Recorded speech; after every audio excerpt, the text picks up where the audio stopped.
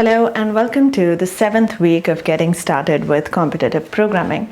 This week we are going to be talking about minimum spanning trees, which is yet another cool optimization problem in the context of graphs.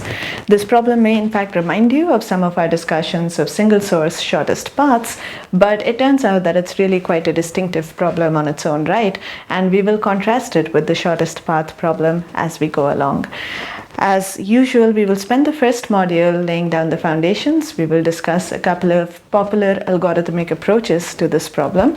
They are usually referred to as Prim's algorithm and Kruskal's algorithm. As is the case with most of these algorithmic ideas for fundamental graph problems, these algorithms were also co-invented by other people, but we will stick to these names because they're the standard textbook names and you will have an easier time finding related material if you do it this way. But if you want to find out more about the history of this problem, then I definitely recommend checking out the relevant chapter in the algorithms text by Erickson. There's a link to it in the description of this video. So what we are going to do is first talk about minimum spanning trees, what the problem is, what we are required to do. We'll talk about why it's different from, say, single source shortest paths. In particular, we'll talk about why a solution to SSSP may not actually serve as a solution for MST, even though it may be tempting to think of it that way. And then we will talk about Prim's algorithm, which turns out to be an algorithm that has a flavor very similar to Dijkstra's algorithm, again making that connection with SSSP, but really the mechanics of it are subtly different, and hopefully you'll be able to see the differences and appreciate them. And finally, we'll round this off with Kruskal's algorithm. And you will see that an implementation of Kruskal's algorithm relies heavily on disjoint set union, which is something you've already seen in week 4, so that should tie up quite nicely. So this module is divided into 3 segments corresponding to these 3 separate discussions: the introduction, followed by Prim's algorithm, and followed by Kruskal's algorithm. We will be testing both of these implementations using a problem on the Sphere Online Judge called Blingor's network. It's a very direct ask for a spanning tree, so all we have to do is make sure that we read the input carefully and then pass it on to the implementations of our algorithms. The problem statement promises large inputs, so this should be a good way to stress test the efficiency of our implementations. So with all that said, let's talk about minimum spanning trees now. I'm going to introduce the problem to you through a story, which is a pretty commonplace thing for us to do, but this is a bit unusual in that the story is borrowed from a resource called CS Unplugged. There is a link to this in the description. It's an amazing collection of activities and stories that introduce computational problems. So if you're interested in follow-up stories, definitely check it out. But let's talk about this one first. So once upon a time, there was a city that had no roads. Getting around the city was particularly difficult after rainstorms because the ground became very muddy, cars got stuck in the mud, and people got their boots dirty. So the mayor of the city decided that some of the streets must be paved, but she didn't want to spend more money than was necessary because the city also wanted to build a swimming pool, so they have a limited budget. The mayor therefore specified the following 2 conditions. The first one says, enough streets must be paved so that it's possible for everyone to travel from their house to anyone else's house only along paved roads. So you want some sort of a connected structure to emerge. The second condition is that the paving should cost as little as possible. So you want to find the best possible way of doing this. And you know the cost of paving any particular road. In particular, we have this example, which you're welcome to pause the video at this point and work out if you like. So the cost of paving any particular road is proportional to the number of stones that are on that road in this picture. Now, an obvious way of meeting the first condition is to just pave everything. This will connect everyone to everyone, but notice that you can check that this does not meet the second condition because there are going to be some redundancies. At least in this particular example, you can see that there are many cycles, and that means that you can actually remove some of the roads and still remain connected, and therefore we know that that's not a minimum cost solution. If you just wanted to optimize the budget, then of course you don't have to do anything at all, but then you don't actually connect the houses. So you need something that's in between, and it's not surprising that the structure that you're looking for is a tree, because that's exactly what captures this notion of being minimally connected.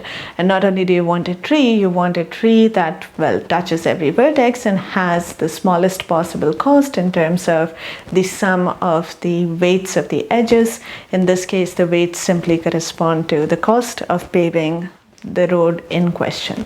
Now, for our convenience, let's replace this lovely sketch of the city with a more useful abstraction.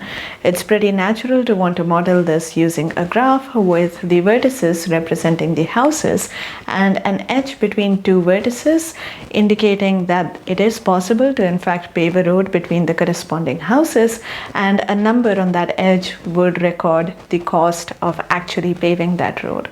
So what we are looking for in this graph is a subgraph, which is a tree, and where the total costs of all the edges in the tree are as small as possible. So please take a moment here and see if you want to work through this yourself in an ad hoc fashion, or if you're already familiar with a systematic approach, then perhaps try to apply it to this example and see what you get. We can tally notes later.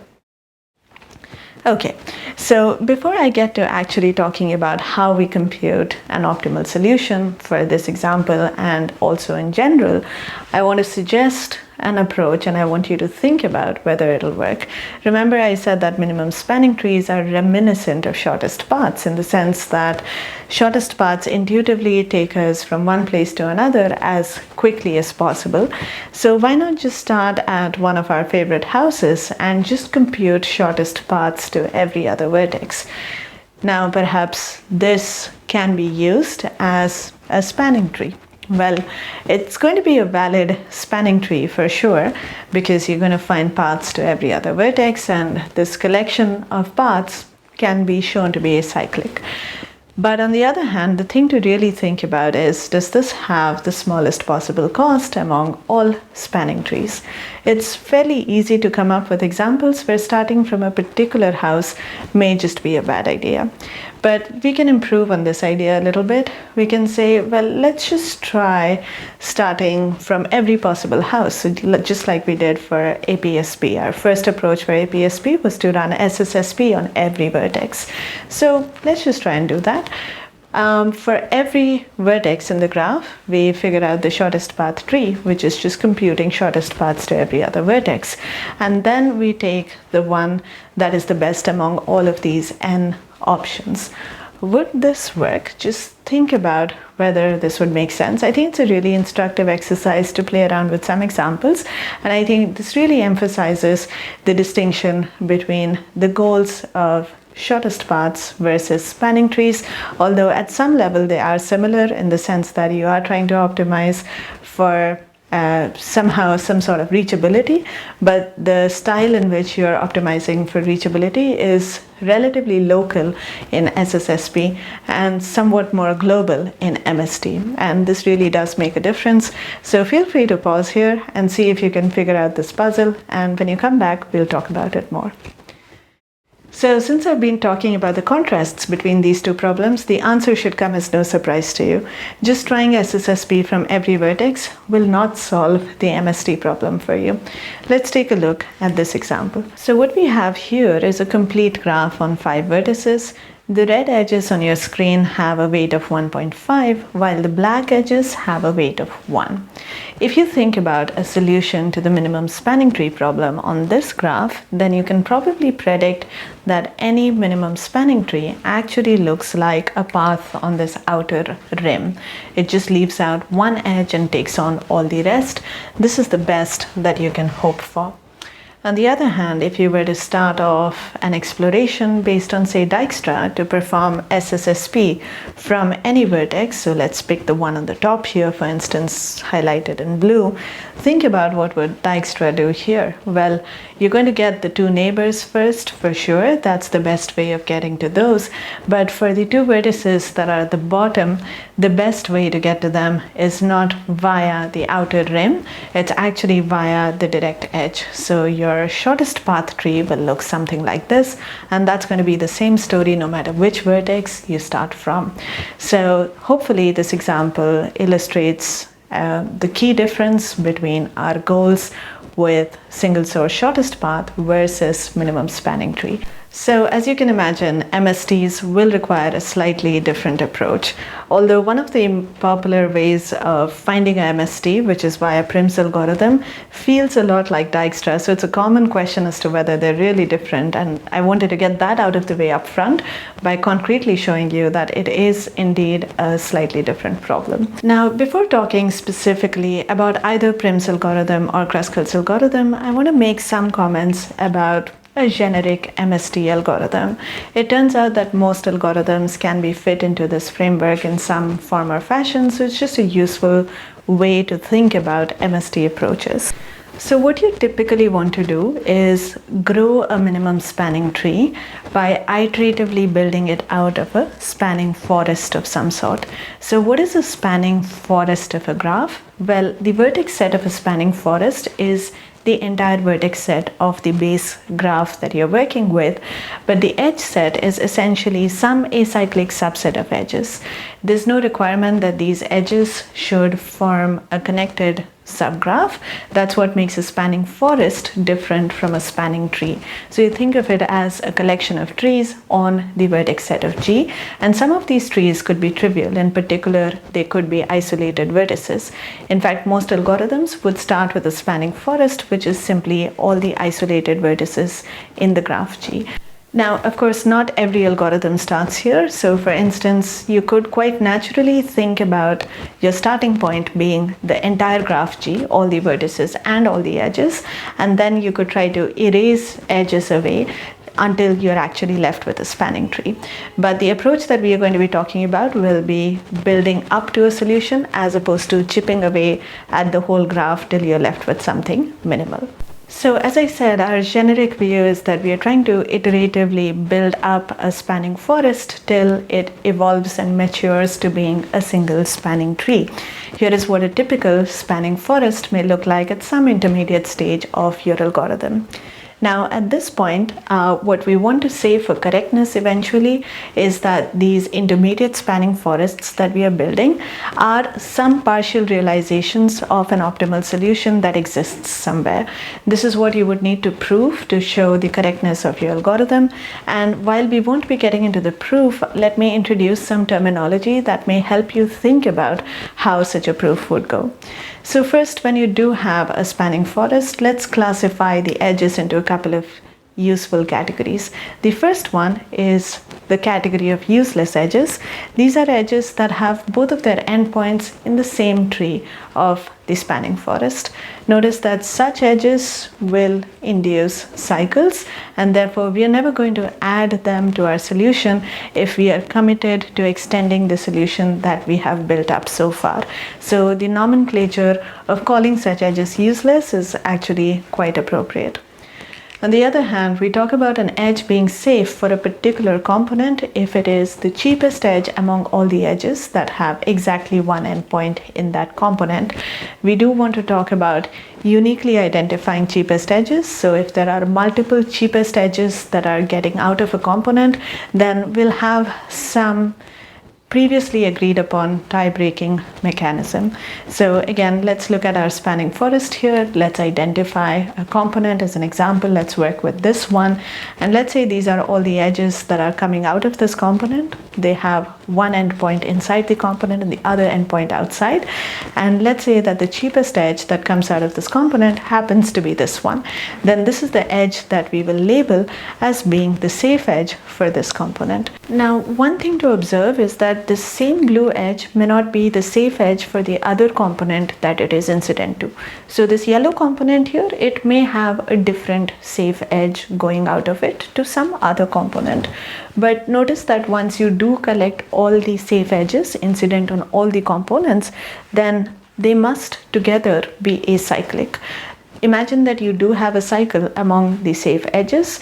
Just start traveling on this cycle. You'll notice that you must experience that the weights in fact decrease as you go along. So you'll get a contradiction by the time you hit the end of the cycle. So just think about this a bit. And I just want you to preserve this intuition that all the safe edges at any stage of your algorithm must in fact be acyclic. And in fact, you can show, which we will come to in a moment, that these safe edges are called safe because they actually do belong to an optimal MST. So you can pick them without thinking. But before we get to that, let's also label all the remaining edges as undecided. So you could have edges that are neither useless nor safe. So these are edges about which we don't know much, and we'll just call them undecided.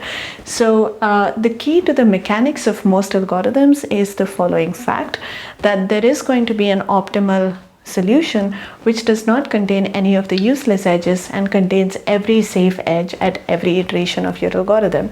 As I said, one intuitive thing to appreciate is that adding the safe edges will not violate the structure of the subgraph that you're looking for. The safe edges are already acyclic, but it does require a proof that these are the best edges for your solution in terms of the cost. In fact, what we are doing here has a really strong greedy vibe to it. We are seemingly focusing on edges that are locally the cheapest with respect to a component, and it's not obvious at all that this would be the right thing to do long term. But it turns out that it is, and once you know the correctness of the statement, then an algorithm in fact naturally suggests itself. Right? What you could do is start with all the isolated vertices, identify all the safe edges. This just amounts to going to every vertex and asking who is the neighbor that is the closest to you. And once you have the answer to all of these questions, then you just have identified all the safe edges, so you can freely add them to your solution. If at this point your graph becomes connected, that's fantastic. If not, and it may not be, in fact, you can think of examples where you do this once and you could be left with a graph that has as many as n by 2 components, for instance. So your graph may not be connected, but you could just repeat this process. You go to every component and you ask what's the cheapest edge that is incident on you. Again, having identified the safe edges, just add them to the solution and repeat this until your graph in fact becomes connected. You can show that in every step, the number of components will in fact go down by half. So the number of iterations that you have to repeat this process for is in fact only logarithmic in the number of vertices. You do have to think about the cost of identifying cheapest edges that go out of components. And this is actually a good exercise to go through. And this is a perfectly valid MST algorithm. It's a little bit different from the ones that we are going to discuss, but it's very natural from the observations that we have set up so far. So I just wanted to point it out to you as a fun thing to think about. The more traditional approaches, which are Prim's algorithm and Kruskal's algorithm, are the ones that we are going to discuss in the next 2 segments. So I will see you there.